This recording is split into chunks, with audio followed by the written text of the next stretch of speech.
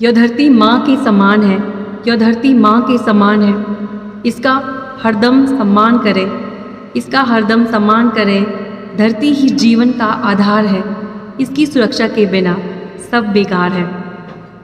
एक अच्छा और सुरक्षित पर्यावरण हम सभी के जीवित रहने के लिए बहुत ही ज़्यादा आवश्यक है। मगर अफसोस, आज जो ये पर्यावरण है हमने इसको खुद ही अपने हाथ से ख़राब कर दिया है। क्योंकि आज हम इंसानों की जो ख्वाहिशें हैं वो इस कदर बढ़ गई हैं कि हम जो ये नेचुरल जो हमारी संपदा है, जो ये प्राकृतिक संपदा है हमारी, हम उसका शोषण कर रहे हैं। जी हाँ, देखिए सबसे पहले जब हम आज से अगर 20-25 साल की पहले की बात करें, उस वक्त क्या होता था, घर बेशक छोटे थे लेकिन लोग ज़्यादा थे। छोटे घरों में लोग बहुत ही खुशी से रहते थे, जॉइंट फैमिलीज थी उस टाइम। आज क्या है, आज लोगों के घर बहुत बड़े बड़े हो गए हैं। घर बड़े हो गए हैं मगर रहने वाले उसमें कम हो गए हैं। पहले गांव में जो जंगल है वो बहुत हुआ करते थे, लेकिन आज लोगों ने वो जो ज़मीन है, अब जब अलग अलग घर बन गए हैं तो लोगों को काम करने के लिए ज़मीनों की ज़रूरत भी पड़ेगी। इसके लिए अब लोगों ने क्या कर दिया कि जंगलों को काटना ही शुरू कर दिया और जंगलों में ही खेती बाड़ी करना शुरू कर दिया है। इसका रिज़ल्ट क्या हुआ? रिज़ल्ट ये हुआ कि जंगल अब कम हो गए हैं।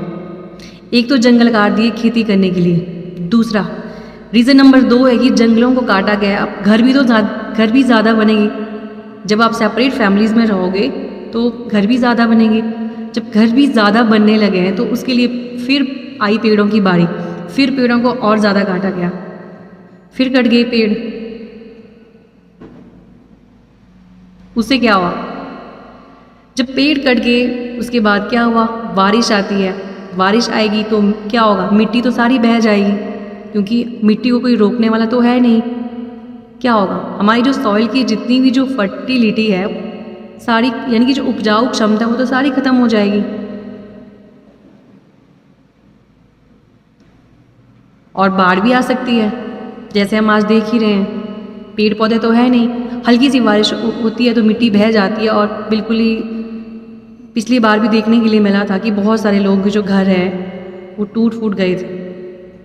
सबका जो एंड ऑफ द डे जो रीज़न है वो यही निकल करके आता है कि हम जंगलों को सेव नहीं कर रहे, हम कटाई कर रहे हैं उनकी। जहाँ पेड़ देखे उनको काटो, घरों को बनाए जाओ, घरों को बनाए जाओ। गांव में ऐसी कंडीशन आ गई, एक ही आदमी के जो है कम से कम 4-4 जगह घर बने हुए हैं। कईयों का तो एक ही बेटा है, लेकिन उनके लिए कम से कम 20-20 कमरे बने हुए हैं। क्या करना है इतने का? हम सिर्फ अपनी ज़रूरतों के बारे में ही सोच रहे हैं, सिर्फ अपनी ज़रूरतों के बारे में। एक बात बताओ मुझे, आप क्या करोगे आप उस घर का? क्या हम सेफ रह पाएंगे? अगर एनवायरनमेंट ख़राब हो गया, पूरा प्रदूषित हो गया, हम लोग तो वैसे ही बीमारियों का शिकार हो जाएंगे। अस्थमा हो जाएगा। जब हम प्योर ऑक्सीजन हमें नहीं मिलेगी, क्या करोगे आप घर का? जब आप ताज़ी सांस ही नहीं ले पाओगे, क्या करोगे आप घरों का? मुझे बताओ। हमारा एक बच्चा है, ठीक है, घर होने चाहिए, लेकिन 2-4 कमरे काफ़ी होते हैं, इससे ज़्यादा नहीं। एक लिमिट लगानी होगी सबको, सबके लिए एक लिमिट सेट करनी होगी कि इतना कमरे जो है सबके लिए ज़रूरी है, वो करना होगा। अदरवाइज़ ये जो अनइक्वल जो डिस्ट्रीब्यूशन हो रहा है ना, अब जो पैसे वाले लोग हैं वो तो बहुत ज़्यादा बनाएंगे और जंगलों का कटाव भी फिर उस लेवल से होगा। आप ज़रा खुद सोचिए, एक पेड़ को बनने में कम से कम 20 से 25 साल लग जाते हैं, उसको बड़ा होते होते। काटने में हम उसको 1 मिनट नहीं लगाते। इससे भी ज़्यादा बुरे हैं दूसरे नंबर के लोग, वो जो जंगलों में आग लगाते हैं। हर साल जंगलों में आग लगाते हैं। आजकल भी देखा आपने सोलन के जंगलों में कैसी आग लगी है। शर्म नहीं आती इनको। जानते हो आप कितने सारे पशु पक्षियाँ, पेड़ पौधों की प्रजातियों को आप ख़त्म कर रहे हो, लेकिन आपको क्या फ़र्क पड़ता है?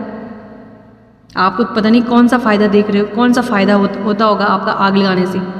कई लोगों को तो जब बात करते हैं तो पता चलता है कि कुछ लोग कहते हैं कि जब जंगलों में आग लगाने से जो ये होते हैं ना भेड़ बकरी वाले और जो गाय डंगर चुराने के लिए ले आते हैं जंगलों में, तो वो लोग कहते हैं कि उनके लिए अच्छी घास लगती है उस आग को लगाने से। पता नहीं कौन सा लॉजिक है। प्लीज़ अपने ये जो ऐसे लॉजिक है इनको लगाना बंद कर दीजिए। ऐसा कुछ भी नहीं होता है। अगर आप चाहते हो कि बारिश टाइम टाइम पर होती रहे और अच्छी अच्छी घास आपको देखने के लिए मिलती रहे, उसका सिर्फ एक ही फॉर्मूला है, आप पेड़ लगाइए, ज़्यादा से ज़्यादा पेड़ लगाइए, बस इतना कीजिए। अब हो क्या रहा है, जैसे पेड़ कम हो रहे हैं, आग लग रही है तो उसी तो पेड़ कम होंगे, उससे क्या हो रहा है, पेड़ कम हुए क्या हो रहा है, उससे जो धरती का जो तापमान है ना, इस बार आप गर्मी देख रहे हैं, कितनी गर्मी हो गई है, हीट वेव चल रही है कहीं कहीं पे। तो ये सब क्या, ये जो टेम्परेचर है, ये जो तापमान है, क्यों बढ़ रहा है, इसके लिए भी हम ही जिम्मेवार हैं। हमने पेड़ काट दिए, हवा तो कहीं से नहीं आ रही, क्या होगा, हमारे जो वायुमंडल है धरती का वो तो गर्म ही होता रहेगा, क्योंकि जो कार्बन डाइऑक्साइड गैस है वो यहीं पे ही ट्रैप होती रहेगी। कार्बन डाइऑक्साइड गैस का जब लेवल बढ़ गया तो फिर ऑब्वियस ही बात है, हमारी जो धरती जो है वो तो गर्म होगी, तभी जाके जो ग्लोबल वार्मिंग ये देखने के लिए मिल रही है। क्योंकि जो CO2 का जो लेवल है वो बढ़ गया अब यहाँ पे। बहुत सारी गाड़ियाँ भी इसके लिए रिस्पॉन्सिबल है। हर घर में अब गाड़ियाँ हैं, क्योंकि इवन कि लोग अब तो ऐसा माहौल आ गया कि एक खेत से दूसरे खेत के लिए भी अब लोग गाड़ियों में जाते हैं। प्लीज़ थोड़ा सा सेव कीजिए फ्यूल को, और थोड़ा सा जो एनवायरनमेंट है इस पर थोड़ा सा रहम कीजिए।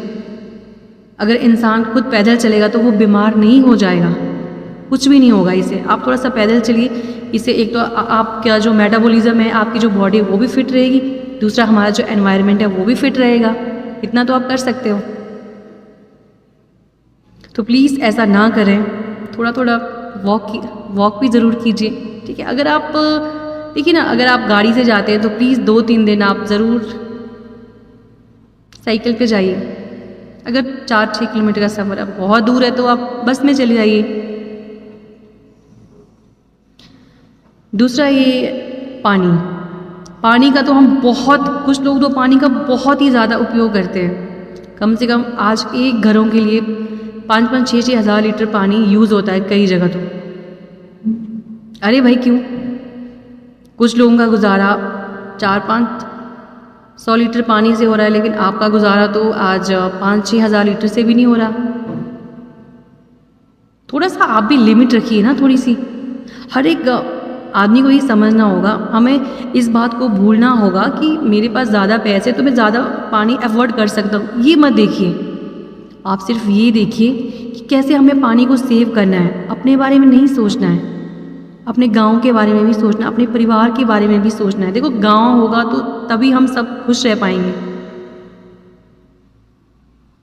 तो प्लीज़ चीज़ों को सबके साथ मिलजुल कर बांटिए, तभी जाके हम सबका भला होगा। और जैसे कुछ लोग कंस्ट्रक्शन का काम कराते हैं, प्लीज़ बरसातों में कराइए, और जो पानी है आप उसको बरसातों में ही स्टोर करके रखिए। बड़े बड़े टैंक बनाइए और पानी को आप वहाँ स्टोर कर लीजिए, ताकि जो नेचुरल सोर्सेज से जो पीने का पानी आता, आपका नलके से जो पीने का पानी आता, ताकि वो लोगों के काम आ सके फिर, ताकि किसी को जो है पीने के पानी की किल्लत ना रहे। तो आप ये कर सकते हैं। और जैसे बहुत सारे पेड़ पौधे लगाइए, सभी गाँव वाले मिलजुल कर बहुत सारे पेड़ लगाएँ, अपने गाँव को प्रदूषण से बचाएं ना, अपने गाँव के लिए शुद्ध और ताज़ी हवा प्रोवाइड कराएं। तो ऐसा करें, उसके लिए आप कुछ भी नहीं, आपको टैंक बनाना है, और जब आप टैंक्स बना लोगे तो फिर वहीं से आपने उन पौधों को पानी डालना है। टन बाय टन कीजिए, सभी लोग मिलजुल कर। जैसे सुबह के टाइम में आपने पौधों को पानी दे दिया और शाम को आप किसी और की ड्यूटी लगा दीजिए, क्योंकि सबको इस काम को मिलजुल के करना है। क्योंकि अगर पेड़ है, अगर वृक्ष है, तभी हमारा कल है। अदरवाइज़ हम अपने आने वाली पीढ़ी को क्या दिखाएंगे? ये दिखाएंगे कि ये देखो, ये रेगिस्तान है, ये बंजर ज़मीन, ये हमारी बंजर भूमि है। यही होगा अगर 2-4 साल बाद आप देखेंगे, अगर यही जो हाल रहा, जिस स्पीड से जो पेड़ कट रहे हैं, जिस स्पीड से आग लग रही है। सोलन में आपने अभी देखा होगा कितने बड़े बड़े पेड़ जल करके राख होगी। बहुत रोना आ रहा था उन पेड़ों को देखकर, देखिए ज़रा।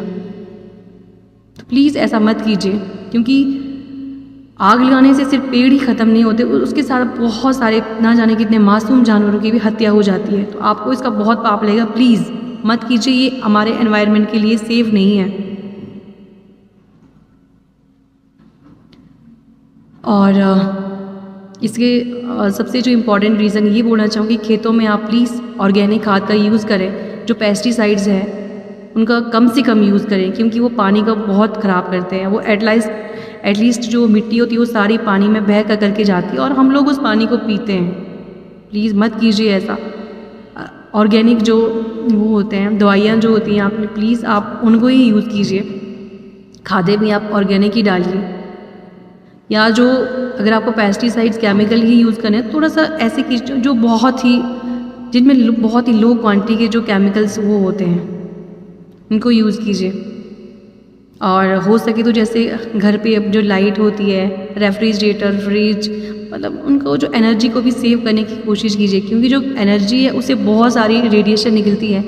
जब रेडिएशन निकलती है तो कहीं ना कहीं घूम फिर के वो हमारे पर एनवायरनमेंट में ही जाती है। ठीक है, इसका भी हमारे एनवायरनमेंट के ऊपर बहुत नेगेटिव इफेक्ट पड़ता है और इससे एयर पॉल्यूशन होता है। और आपके घरों में जो टीवी है और जब गाड़ी में जाते हो आप, थोड़ा जो स्पीकर है उनको कम रखिए, क्योंकि नॉइज़ पोल्यूशन होता है उससे। और एक बहुत इम्पॉर्टेंट बात आपको और बोलना चाहूँगी, प्लास्टिक सबसे बड़ा जहर है। इसको प्लीज़ जितना कम से कम यूज़ करें, आप हो सके तो बिल्कुल अवॉइड ही कीजिए इसको, बिल्कुल ना के बराबर, बिल्कुल ही छोड़ ही दीजिए इसको आप।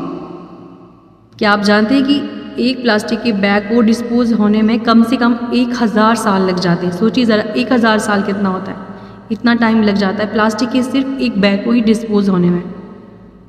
इसलिए प्लास्टिक को भी आप अवॉइड कीजिए।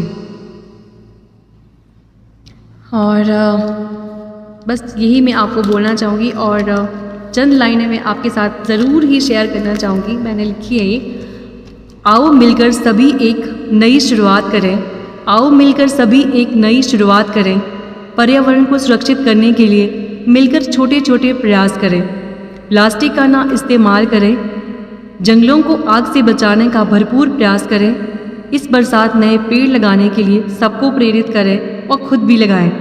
ज़्यादा से ज़्यादा पब्लिक ट्रांसपोर्ट का इस्तेमाल करें, बिजली पानी का करें सही उपयोग, जैविक खादों का इस्तेमाल करें, गाड़ी में गाने ज़्यादा ज़ोर से ना लगाएं। इन सभी बातों का अच्छे से पालन करें और अपने पर्यावरण का संरक्षण करें। तो ये मैं आपको बोलना चाहूँगी। और इस बार जो एनवायरनमेंट डे का जो थीम है वो रखा गया है लैंड रिस्टोरेशन। लैंड रिस्टोरेशन पहला है, दूसरा है डेजर्टिफिकेशन और तीसरा है ड्राउट रेजिलेंस। धरती और प्रकृति हमारी माँ है, परंतु क्यों हम वासी इसे दासी बना रहे हैं। तो इन्हीं पंक्तियों के साथ मैं अपनी वाणी को देती हूँ विराम। मिलते हैं आपसे कल नेक्स्ट वीडियो में, तब तक के लिए बाय बाय। स्वस्थ रहें, खुश रहें अपने घर पर।